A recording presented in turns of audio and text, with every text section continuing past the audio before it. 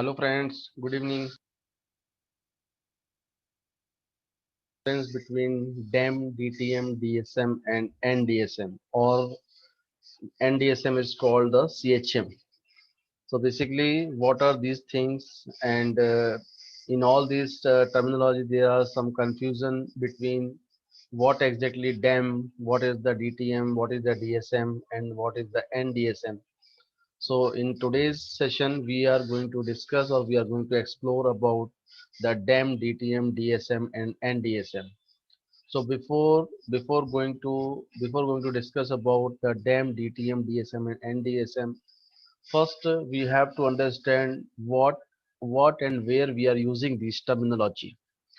So first thing, as a GIS or as a spatial guys, in GIS there are basically two type of data types we are using. Means there are many different type of geometries we are using, but majorly how many types of data we are using in the GIS? We are using two types of data. One is the raster data, other one is the vector data. Now the question is, what is the raster data and what is the vector data? So basically the raster data is what? Raster images are made up of many tiny square tiny squares called the pixels. Basically the thing is, what is the raster? In this world, if you are taking any image, if you are taking that image from the mobile, or you are taking that image from the helicopter, you are taking that image from the aircraft, you are taking that image from the satellite, doesn't matter, but each and every image is the example of the raster data. And even everyone also knows about this. If any image we are zoom in any particular image, so finally everyone knows, even though if we are taking the image from the mobile, and whenever we are zoom in that particular image, so finally at last what we are getting some small square boxes. Basically that square boxes is called the pixels. And raster is what? Raster is the continuous data. Okay, first I will explain the vector, then I will try to explain the both the things, raster and vector. What is the vector data? Vector data is made up of point, line and polygon. So in general ways, what we are saying, raster is the continuous data and the vector is the discrete data. Why we are saying the raster is the continuous and vector is the discrete data? Because for example, in a image you see, we can show or we can display anything from very small to very large. Like for example, I want to show the temperature. If I want to show the temperature of a city, in which area what the temperature, in other area what the temperature, what how the temperature is flowing. So that type of thing we cannot create using the vector data, because vector data is required only point, line and polygon, and raster data is the pixel format. So because this data is the pixel format, so just because of that we are saying this is a continuous data. So everything what we want to show based on the intensity, like if I want to show something how the earthquake intensity is on the earth, so to show the intensity of the earth, raster data is good. Raster data is better than the vector data. So these kind of continuous things we cannot show using the vector. That thing we have to use the raster only. So because the today's session is about what is the DEM, DTM, DSM and NDSM. So these all means these four type of model. These four type of model is basically example, or these four type of model is the example of rasters. These four types are not the example of the vector. These four types is the example of the raster. It means all the models DEM, DTM, DSM, and DSM is the example of the rasters only. So now the thing is, what is basically the elevation model? What is the elevation model? As I already explained you, all the models, digital elevation model, digital terrain model, digital surface model, and normalized digital surface model. These all models are the example of the rasters. And we already know raster means what? Raster means everything in the form of pixels. and each and every pixel having some values, each and every pixel having some numeric values. So what is the elevation model? Because for example we have a raster data, that raster we have a pixel, and each and every pixel, for suppose we have some values, like see here, this is the small raster, and each and every pixel we have some value, like for example 2 1 4 4 4 1, like these values we have. Or suppose these are the values of the height, for suppose these are the values of the height. So in GIS we have many different softwares. Those software, they can get input as a raster, and they can create a 3D model. They can create a 3D model based on these values. So like this, the second image, it will show you how how we can convert this raster to the 3D model. So see here, based on each and every pixel, based on each and every pixel, how the raster we can show using the elevation model in 3D using some GIS softwares. Like we have that facility in the ESRI software. We can get this kind of work in ArcScene. In QGIS also we have 3D plugin. Using that 3D plugin, we can easily show the 3D data. So all the models, digital elevation model, digital terrain model, digital surface model, and NDSM, these all are basically the type of the elevation model. Now the next important thing is how we can generate, or how we can get these 3D models, or how we can create these all four models. So here there are the two ways how we can generate this 3D model. First one is what? First one is the stereo images. Second one is the point cloud data. I am not trying to go in the deep for stereo image and point cloud data, because this is altogether different world. This topic is will be very vast if we are going to discuss about the stereo images and point cloud data, because for each and every point, like stereo images and point cloud data, there are different stories are there. But we have to understand one thing. If we want to generate the elevation model means any four model: DEM, DTM, DSM, and CHM or NDSM. If we want to generate any four model, that four model we can generate using either the stereo images or the point cloud data. These images or these point cloud data, basically the images we are taking either from the drone or from the aircraft survey or from the satellite. But point cloud data, we can use the point cloud data, like in the latest technology people are using drone survey. In the drone survey, using the drone survey, we can collect the point cloud data. Point cloud data is basically the laser survey data. This is the lidar survey, and using that we can get the lakhs of collection of the point, and each and every point have height based on the objects. So the important thing is how we can generate the elevation model using the stereo images, or using the point cloud data we can generate the elevation model. And how many types of elevation model we have? We have four types of elevation model: DEM, DTM, DSM. After that, fourth one is the CHM, or we can say NDSM. Now what we will do, we will see each and every first, what is the DEM, and after that what is the use of the DEM. Same thing, the different models. So now first one is what? First one is the what is the DEM. So the thing is, DEM means this is a digital elevation model. DEM is what? DEM is the digital elevation model. DEM consists of raster grid that refer to a vertical datum and represent the naked world. Naked world, it means, what is the meaning of this one? See, if just imaging, for example, if I am taking a photo, from the aircraft, if I am flying in the air and I am taking a photograph of the earth. So what is the meaning of then? If I remove all the buildings, all the trees, all the vegetation, if I remove all the things, just I want to get the elevation model of what? Elevation of the model of the bared earth. Bared earth means nothing, apart from the earth I don't want anything. So whenever we are taking that kind of data and we are generating the model, that model is called the DEM. So like here in the definition, it artificial means power line, buildings and towers, and natural trees and other type of vegetation element are not included in the DEM. DEM means this DEM model is only for the bared earth, only for the bared or the naked world. Means here we are not considering any object on top of the earth. So we are taking the model of only DEM. Now the next thing is what is the DTM?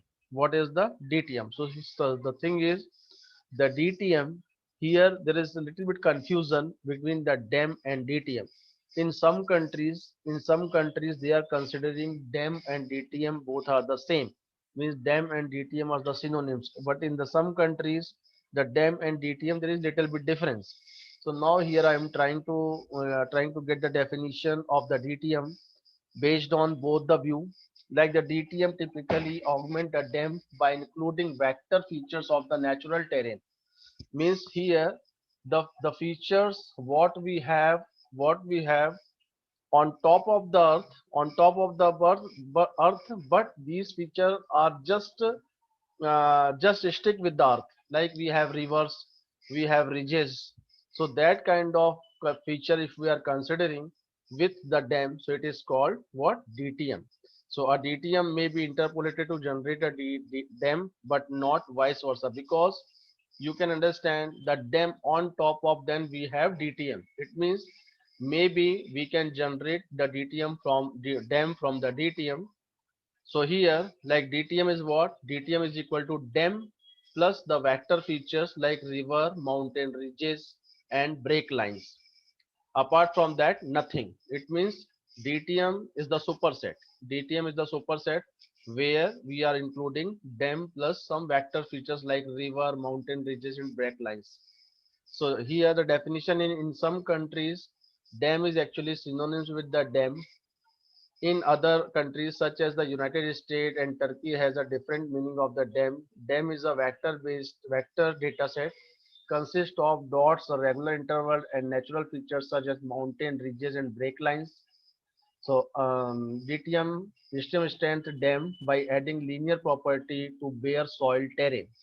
So just because of that reason, sometime what happened, the people are, means sometimes they are using at in the place of dem they are using DTM, in place of DTM they are using dem. There are very slight difference between the dem and DTM.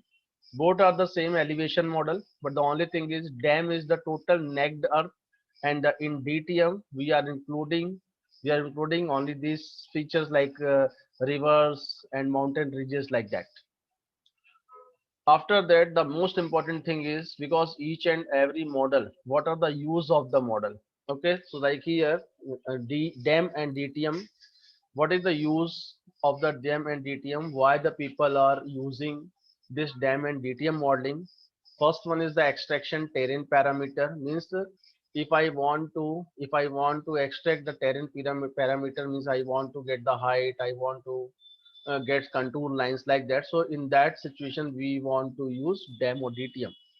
Modeling water flow or mass movement. See, this is very common things that we can understand.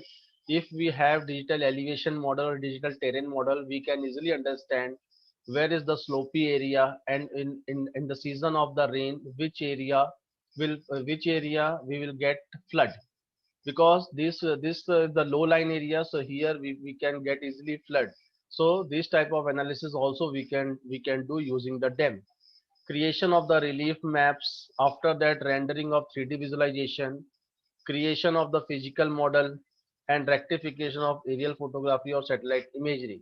Actually that I will explain this thing in another session for the rectification of the aerial photography or satellite imagery. But the main use of the DEM is whenever, especially for the hydrology, this is very very useful.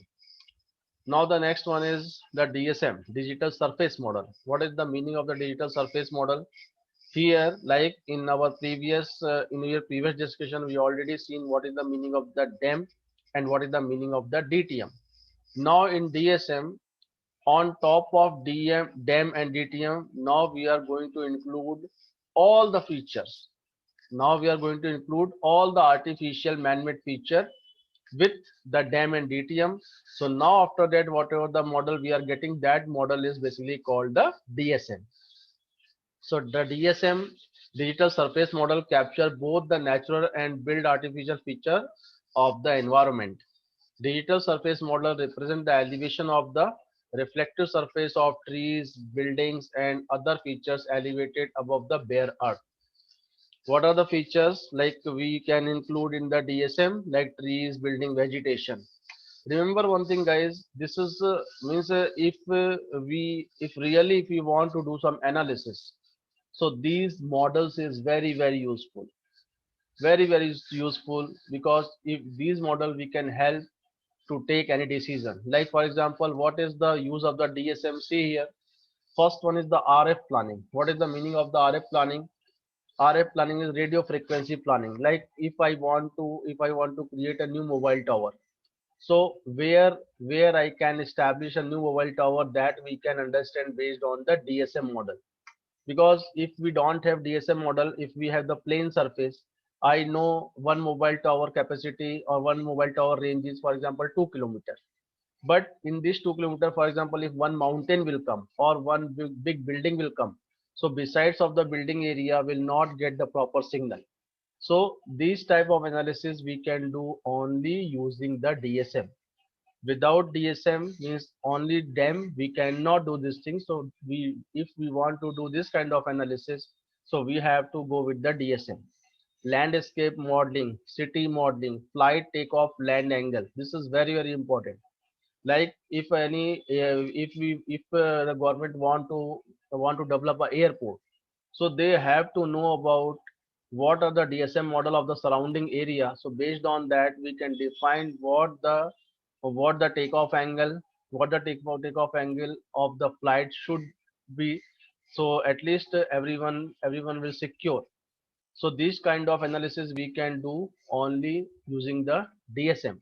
Like solar panel angle, if I want to establish a solar panel, or if I want to establish a solar plant, so using the solar to establish the solar plant, we have to know about what is the angle of the sun.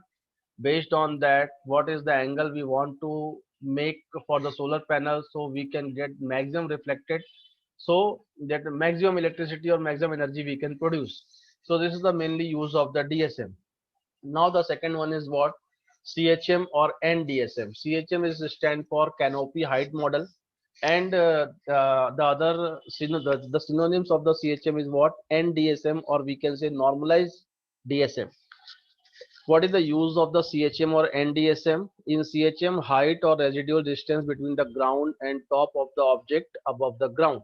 This includes the actual height of the tree, building, and any other object on the Earth's surface. So basically, how we are getting the CHM means the canopy height model. This canopy height model, if I want to get, simply we want to subtract DTM from the DSM.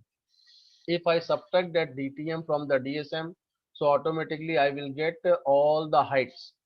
All the heights of the building, all the heights of the trees, everything we can find out. So this is the main use of the canopy height model. After that, I just want to show you all together how and what the relationship between all these. So see here, this is the red color. The red color line you are seeing, whenever you are getting the model like this red color, so this is the example of which model? This is the example of the DSM, digital surface model. And if we want to generate the model only blue color, except all the elements or all the objects what we have on top of the earth, so that model is called the DTM or DEM. Now this is the example of the CHM, canopy height model. So in canopy height model, this the DSM we have green color, and after that the second one is the DTM. If we extract DSM DSM minus DTM, so what the result we will get? We will get the CHM model, or we can say this is called the normalized digital surface model. So these are the things what we have to know about whenever we are talking about the any analysis of the GIS and based on the 3D model. These are the very important thing. because you know the 3D model will show the different perspective of the objects. In 2D the things are different, but the 3D the situation is totally different, so we can use that 3D model for the analysis purpose. So this is all about from my side related to the DEM, DTM, DSM and NDSM. Thank you.